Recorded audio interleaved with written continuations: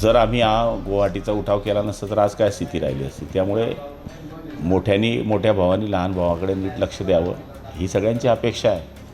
आणि 4 जागा जेमतेम शिवसेनेला आहे. आता तो विषय मला वाटतं वरिष्ठ पातळीवरचा आहे. तो काही माझा विषय नाही. कोणी किती जागा घेतो दिल्लीपर्यंत विषय गेलेला होता, आपल्याला माहित आहे. तिथून तो निर्णय झालेला आहे आणि एकमताने हा निर्णय झालेला सगळ्यांच्या तिघा पक्षाच्या प्रमुखांच्या एकमताने हा निर्णय झालेला आहे. त्यावर आता न बोललेलं बरं. जर आम्ही गुवाहाटीचा उठाव केला नसता तर आज काय स्थिती राहिली असती. त्यामुळे मोठ्या भावानी लहान भावाकडे नीट लक्ष द्यावं ही सगळ्यांची अपेक्षा आहे. आणि 4 जागा जेमतेम शिवसेनेला आहे, त्याच्यामध्येही बंडखोर उभे राहत असतील तर हा आमच्यावर अन्याय आहे. त्या पद्धतीनं असा अन्याय होता कामा नये. एकनाथ शिंदे साहेबांनी अशी काही अडचणीची बाब केली नाही. 5 जागा आमचे सिटिंग असल्यावर आम्ही 4वर समाधान मानलेलं आहे. त्यामुळे ते 4 ठिकाणी पण बंडखोरी होत असेल तर मला वाटतं हे युतीकरता पुढच्या काळामध्ये चुकीचं आहे. पण नेत्यांकडून पण त्यांची समजूत घातली जात नाही. दुसरीकडे भाजपचे नेते म्हणतात की आम्ही इमानदारी करू, मात्र उमेदवार ठाम असल्याचं पाहायला मिळत आहे. भाजपच्या नेत्यांकडून सांगण्यात आलं आहे का कोणाच्या सांगण्यानुसार अशी बंडखोरी केली जाते असं वाटतंय का तुम्हाला? ते आता आपण काय सांगणार? शेवटी ते त्यांच्या कोणाच्या मनात काय आहे, कोण काय करते हे आपण कसं सांगू शकता. दोघांनी प्रामाणिक काम केलं तर रिझल्ट मिळणार आहे. आणि जर जेमतेम 4 जागा मिळून तिथेसुद्धा बंडखोर उभे राहत असतील आणि त्यांच्या जागेवर आमचे बंडखोर उभे राहत असतील तर दोघं पक्षाच्या नेत्यांनी त्यांना समजवणं गरजेचं आहे. तर ही महायुती चालेल ना. नाहीतर आपण कशी चालवणार? लोकांना समजवणार कसं?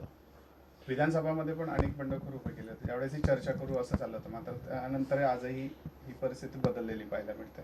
विधानसभेमध्ये सुद्धा काही ठिकाणी हा प्रकार घडलेला आहे. पण आता पुढच्या काळात तो घडू नये आणि आता इथूनच ती सुरुवात व्हावी. शेवटी कार्यकर्ता ज्यावेळेस निवडणूक लढतो आणि एखादा बंडखोराचा फटका जर बसला तर तो 15-20 वर्ष शुद्धीवर येत नाही. त्यामुळे कार्यकर्ता जर जिवंत ठेवायचा असेल तर बंडखोरी टाळणं हे सगळ्यात महत्त्वाचं आहे. मंत्री गिरीश महाजन म्हणतात की बंडखोरांना आम्ही विधानसभेला कारवाई करू. अद्यापही कोणत्याही कार्यकर्त्यांवर कारवाई उत्तर महाराष्ट्रात झालेली नाही. आमची जळगावमध्ये तर झालेली नाही. उलट त्यांना पदं देण्यात आलेली आहे. प्रभाकर गोटूंना 4 वेळेस भाजपमध्ये एंट्री देण्यात आलेली आहे. अब्दुल सत्तारांची नाराजी कायम होती. मुख्यमंत्र्यांची भेट घ्यावी लागली होती. त्याच्यानंतर मुख्यमंत्र्यांच्या समजुतीनंतर ते नेत्यांची नाराजी रास्त होती बहुत. मला असं वाटतंय का? बघा, नाराजी आता त्या स्थानिक पातळीवर त्यांना जे वाटतं ते त्या ठिकाणी त्यांनी मांडलेलं आहे आणि मुख्यमंत्री उपमुख्यमंत्र्यांनी त्यांची नाराजी दूर केलेली आहे. आता त्यांची नाराजी दूर झाली तर त्यांची समजूत काढलेली असेल, त्यांना पटलं असेल. त्यांनी अंबादास दानवेंची पण मध्ये भेट घेतली. त्याच्यानंतर पुन्हा चर्चा सुरू झाल्या. त्यांनी स्वतः वक्तव्य केले किंवा की जुने मित्र आहे. दोघं एवढं काही व्यक्तिगत पक्षांची जरी फारकत झाली असली तरी जुने मित्र 25-25, 30-30 वर्षाचे संबंध आहे. भेट घेणं काय चुकीचं नाही आहे. गुलाबराव पाटलांनी प्रतिक्रिया देताना नाराजी व्यक्त केली होती की भाजपने जेमतेम 4 जागा दिल्या, त्यातही बंडखोरी उभी केली.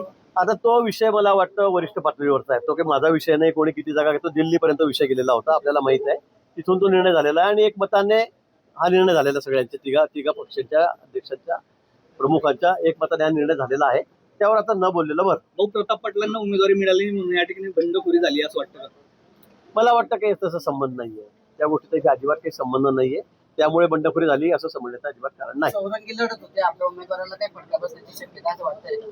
मी सांगितलं की महाराष्ट्रामध्ये सगळ्यात जास्त विक्रमी मतं हे आमच्या उमेदवाराला या ठिकाणी मिळतील, जळगावमधून मिळतील. फार मनधरणी आम्ही कुणाची केली नाही. निवडणूक आहे, निवडणूक झाली पाहिजे अशीच इच्छा आमची सर्वांची होती आणि म्हणून आता 630 मतं या ठिकाणी आहेत. आता निवडणूक समोर आहे. आता 4 उमेदवार त्या ठिकाणी आहेत. एक प्रमुख उमेदवार उबाटाचे आहेत. त्यांनी माघार घेतलेलीच नाही. आम्ही त्यांनी कोणाला म्हटलंही नाही. आणि त्याबरोबर अजून 2 उमेदवार आणि आमचा 1 उमेदवार असे 4 उमेदवार रिंगणामध्ये या ठिकाणी आहेत. आमची बिलकुल तयारी आहे. निवडणूक होईल आणि मला वाटतं की सर्वाधिक मतं मला वाटतं की आता राहिलेल्या ठिकाणी जागेपैकी ते जळगावमध्ये आम्हाला या ठिकाणी मिळतील. महायुती म्हणून आम्ही या ठिकाणी सगळे एकत्रितपणे लढत आहोत.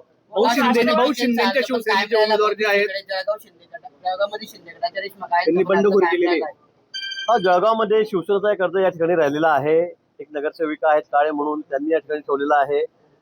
नाशिकमध्ये सुद्धा आम्ही खूप प्रयत्न केले शेवटपर्यंत, पण या ठिकाणी गोकुळ गीते यांनी फोन शेवटी स्विच ऑफ केला. त्यांनी त्या ठिकाणी आपला फॉर्म त्या ठिकाणी कायम ठेवला. आता तेही त्या ठिकाणी रिंगणामध्ये आहे. पण मी पुन्हा सांगेल की या ठिकाणी महायुती म्हणून आम्ही पूर्ण ताकदीने उभे आहोत.